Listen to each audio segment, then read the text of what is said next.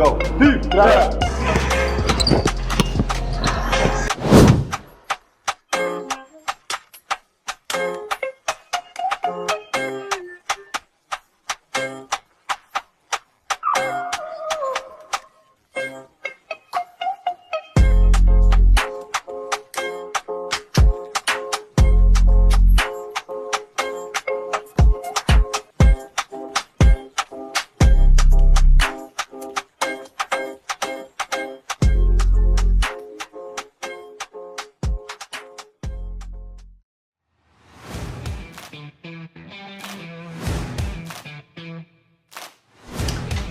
Hello everyone, come on in, gather round. Yes, we have a very special episode tonight. Now, this is the last time that I'm going to be speaking to you all one-on-one on the podcast because I wanted to clear some things first. When you're out here and you're trying to actually make it in this world and you're an entrepreneur or you have a dream and you're working on your craft or your art, you want to be clean. So the first two episodes, last week, we talked about brushes. I'm eager to hear how you all used your brushes and which ones you had to use a little bit more than others. I had to use patience pretty much from last week till this one. But we're going to talk about some things now that help us to identify ourselves and, like we always advertise this week, take your power back. I'm so glad that you guys decided to tune in, but it makes a world of difference if you just hit the subscribe button, which is right below the video, and it'll give us some traction on YouTube. It doesn't cost anything, so you just hit the subscribe button. That means that you will get feeds of all of the episodes, and you'll be able to go back and watch different ones, particularly if you come here or go to the site in the page. I'd like to start off tonight by letting you all know one very, very powerful truth, and that is that you are greater than your circumstances. I have been through a lot of things in my life, and the one thing that I had to accept as time went on is that I'm the only one who gets to interpret my experiences for me. Other people can say things, they can have their opinions, but it really doesn't affect me unless I allow it to. So tonight we're going to talk about that. We're going to talk about how much we allow people to affect us. How much power do we give away? Because my definition of power is if they have influence or control. If someone can influence me with what they say or how they feel, they've got power over me. Or they can influence me when they're not even present and I put my mind on them, thinking about them. We've got a cute little skit for you that we worked up that's going to kind of define some of the things we've been advertising. So talking about power, you might have seen Jake Jacobson and Cephas J. Riley. They were longtime friends. And what happened was 3 years ago, Cephas was out walking his mule past 8 o'clock because it was dark. And he walked past the sheriff's house. And he was amazed because he had never seen such a beautiful home on all these acres of land. Now the sheriff fashioned himself as some sort of farmer, but he was growing cabbages that just would not take, so he never got a profit out of his fields and his crops. But Cephas was walking by this night, and he stopped and started looking at the sheriff's house. Now the sheriff had put in some very beautiful lanterns that would line the sidewalk all the way out to the road. Kerosene lanterns, mind you. And what happened was a groundhog ran across the road, startled Cephas's mule, and that mule started kicking and kicked over one of the lanterns, started a fire. Everything went ablaze. All of his crops got burned down. Cephas, frightened out of his mind, he didn't know if the sheriff would take him to jail. He ran and went home.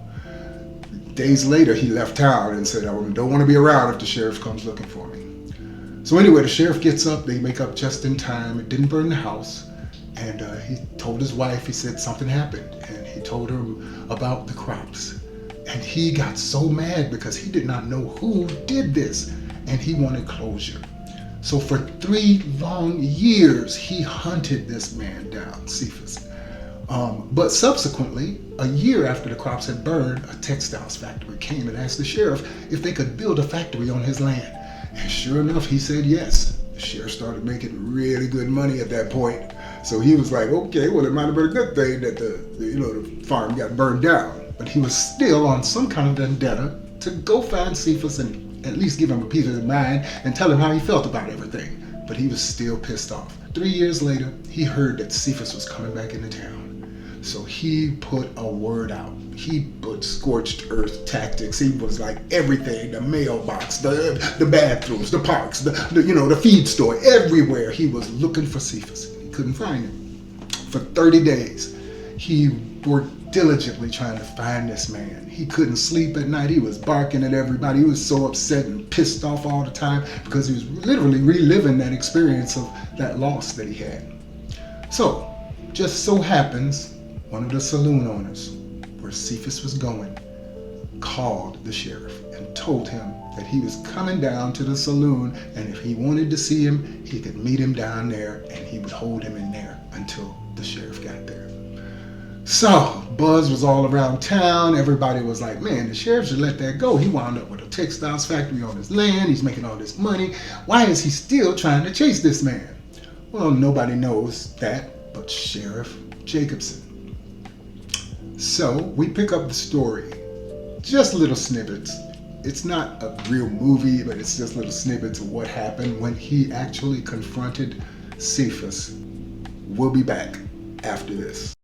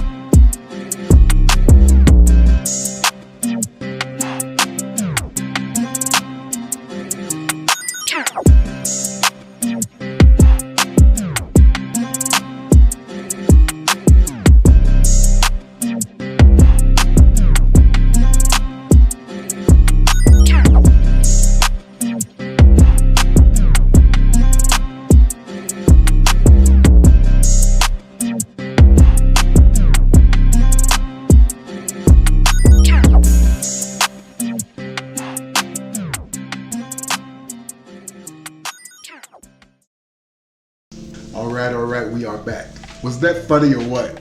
I thought it was totally hilarious because it actually illustrated how sometimes something can happen to you and you think it's the worst thing in the world, but it turns out to be a really, really good blessing. Almost a miracle. Because he was trying to grow these cabbages and they just were not taken. The place was stinking all the time. He wasn't ever getting any profit out of the crops. He basically gave up after a year. His wife was looking at him like, what is wrong with you trying to grow cabbages? Nobody has a demand for that. But anyway, he finally confronted Cephas, as you saw, and they talked it out.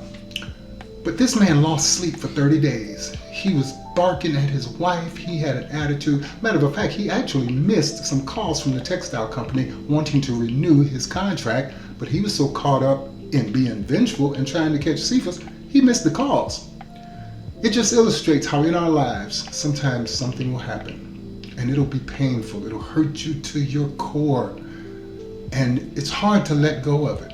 And I don't know why we as human beings, our human nature seems to be to gravitate toward the bad stuff, the negative stuff. And we just can't shake it. I've been on stage and I've played for thousands of people, and I would have maybe 300 people come and tell me how great it was. But if one person said they didn't like it, I would not get any sleep for 2 weeks. Because for some reason, it's in our nature. I think we like playing the victim maybe, or we feel helpless in situations, so we don't really push to have a positive outcome. We almost look for the negative. But my son reminded me of something just a few weeks ago. He said, Dad, don't look for the bad stuff. Look for the good stuff. And that sparked my encouragement. It sparked my inspiration again. And I started looking for the good.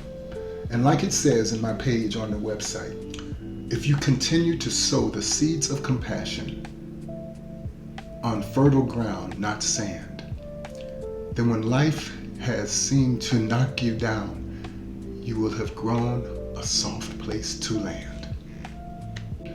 And that's a beautiful sentiment, because throughout my life I have worked to try to be kind. I've tried to be strong in troubled situations. I learned that when I lost my mom at the age of 16, and I was so confused I didn't know what to do. But that particular event set into motion things that brought my son into this world, that brought my daughters into this world. So I've learned over time not to be so caught up with the results or my desires for the results, and to fall in love with the process. The process is the magic. We did a little thing last week, and we talked about how the treasure is hidden in the vessel. You, my friend, are a diamond. I don't care what you've been through. I don't care what you're going through right now. You are so much greater than your circumstances. What if love, in all of its infinite wisdom, decided it wanted to spread itself throughout the universe in every possible form, every possible expression it could, just to have the experience of what we have everyday consciousness? What if love supported you throughout all of your trouble in your life? What if love has always been there, just waiting for you to come back home? Because that's what we were created out of, love. And that's where we are returning to. So, we know now that we can be aware of things that we hold on to that really don't serve us anymore. Past hurts, past resentments, pains that you thought you'd never get over. But I'm inviting you to fall in love with the process and become a friend to silence. It's very rewarding. You can hear your purpose in the wind. You can hear your purpose in the waves. You can hear your connection to the Almighty. Because we always thought we were looking for God in the heavens. But somebody told us that the kingdom of heaven is within you.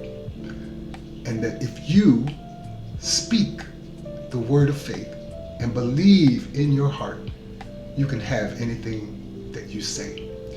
So if you're an artist, if you're an entrepreneur, if you are someone who wants to spread your seeds throughout the world of compassion, understanding, and helping people, just fall in love with the process. It's the journey, my friend, and we are here to encourage that. So, like I said, this is the last one-on-one that I'll be doing. The rest of the episodes will have interviews. We'll have times when I'm going to be in the field, and we're going to run some little tests and see how people respond with different scenarios. I'm excited to have you all on board, and like I said, please hit that subscribe button. Take your power back. You are the only person who can control how much energy you put toward any experience in your life. You make that decision. You decide what success is for you. You don't let, material things gain that favor. So I encourage you to look within, find that treasure, find all of those different paintbrushes that you have. And when you take the action, you're painting. And whichever one you decide to use is what you're going to throw on that day and hopefully come out with something beautiful. I'm excited to hear what you did with the paintbrushes, and I'm definitely excited to know if anyone was inspired by knowing that you are greater than your circumstances and you can rise above any situation. Hang in there, believe in yourself, and we're going to get going in earnest next week. I will be interviewing my sister, Linda Cowles, pastor, doctor. She has so many initials behind her name, but it's hard to keep up. But she has worked very hard to earn those. She's a paralegal, she's an ordained minister, she's a pastor, she's a community activist, oh my gosh, so many things. But she's decided to throw herself in the ring and do what our mother taught us, and that is help somebody that's less fortunate than you are. So once again, I tell you, you are greater than anything you'll ever face. You are a part of that love that has decided to spread itself over the fabric of time and involve you as a part of consciousness. But you're more powerful than you think, and you're more powerful than you know. And we're going to get to that power. So next week, we'll be talking to Miss Dr. Linda Cowles about her organizations, because she has several, and her children, because our families define us. I know for myself, I've been up, I've been down. In this world where it seems like up is down and down is forever, I found hope because I realized that the only person I had to take with me was, like my son said, myself. And I've been with myself for this journey. I just had to learn to love me. I had to learn to value those things that sometimes didn't really look very tasteful in my eyesight and turn them into assets. Les Brown once said that you can turn your greatest tragedy into your greatest triumph. You just have to believe. So, thank you so much for tuning in. We are going to be back next week with special guest Dr. Pastor Linda Cowles. And we look forward to you guys subscribing, please. We're going to be doing some posts. I'll be traveling soon. And I want you guys to keep up with us, okay? All right. Have a great one. And we'll see you next week.